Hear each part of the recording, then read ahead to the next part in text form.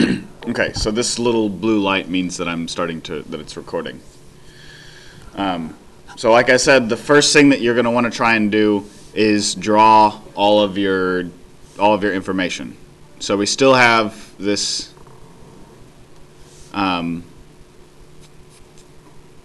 square root of x line.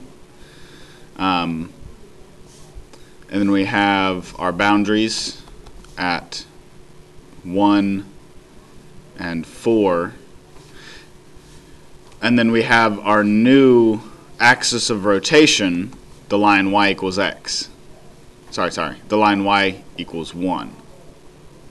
Now, I already know that this boundary and that new axis of rotation are going to meet up, but you do have to check that just in case. Although I haven't seen a whole lot of problems where it makes it where the axis of rotation would be above your intersection point like that. I haven't seen a whole lot of things like that, but it is possible to do that. Do y'all see why that would be important? Because then you're rotating in a different way.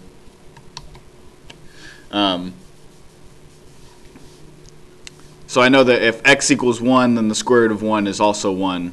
So they do meet up at that line. Okay, so here's our picture. Now, when I'm drawing my circles for the rotation, remember how I was drawing the imaginary reflection line? Well, that reflection line is now going to be across the y equals 1 line, like that.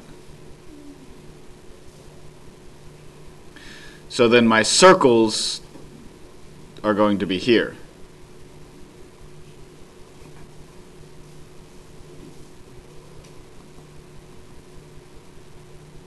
So I get a very similar picture. It's just that my circles are smaller and they're moved up. Y'all see that? So then writing my integral, I'm going to do the integral with respect to dx. So I need pi r squared dx from 1 to 4. Now, how am I going to... We need to be thinking about how we're going to find the radius here. So this is going to be the radius.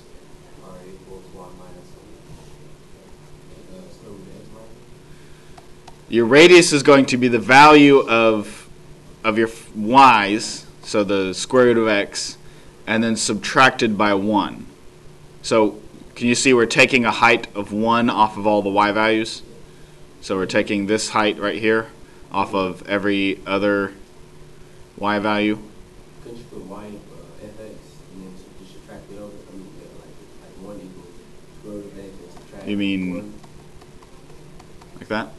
No, like you got fx over there. You got fx equals f of x equals square root of x. Mm-hmm. And you can put 1 equals square root of x and subtract it over.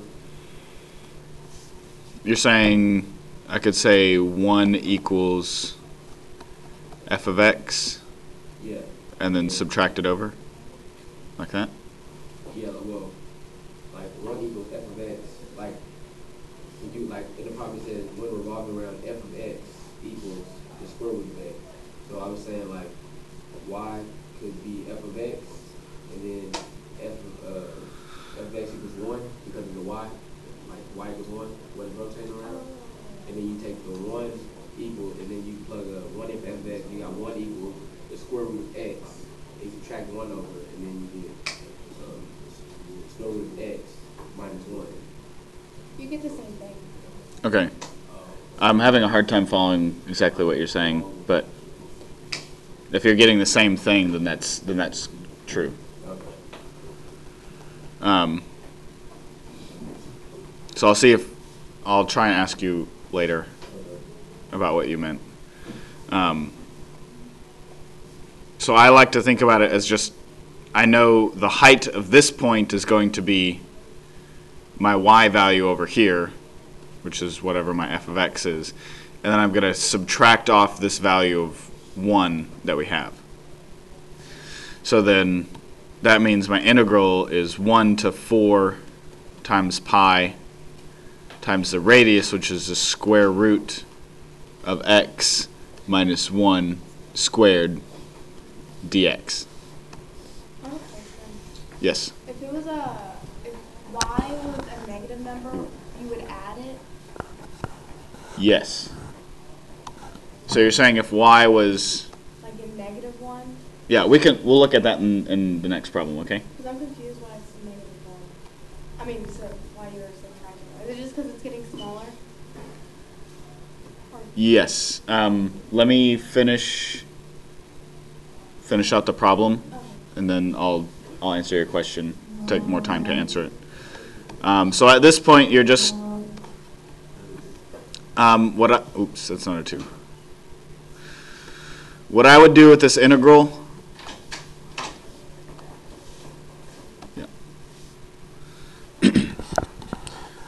okay, so when integrating this, what I would do, again, I'm going to pull that pi out in front, and then I think the easiest way to do this integral would actually be to FOIL this out.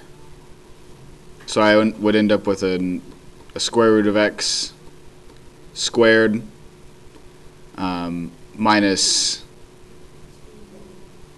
2 times negative 1 x squared.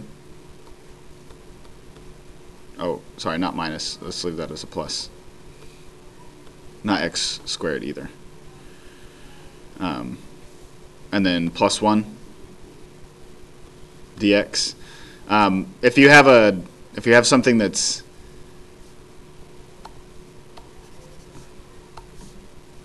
let's say x plus b squared, that's this form, that will always FOIL out to be x squared plus 2bx plus b squared.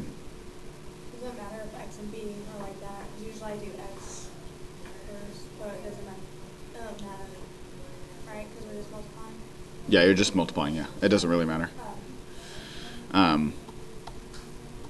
So we have pi integral from 1 to 4 of x minus 2 square roots of x, and I'm going to write that square root as a power of 1/2.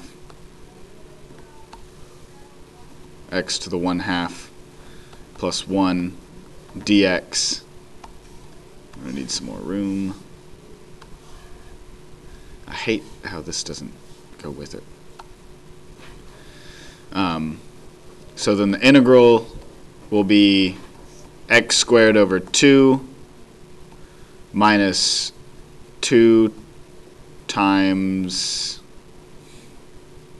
2 over 3 x to the 3/2 plus, is that a d? Why did I make that a d? That shouldn't be a d.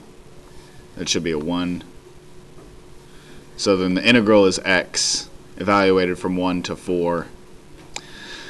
And then, The x squared should have a 2. oh, I think I said it, but I wrote, that's weird. Okay, yeah, so that should be a 2. And then I'm not going to bother plugging these things in. I hope I can trust you in knowing the next step where you plug in the 4 and then subtract with the 1 plugged in. So I'm not going to finish that problem out.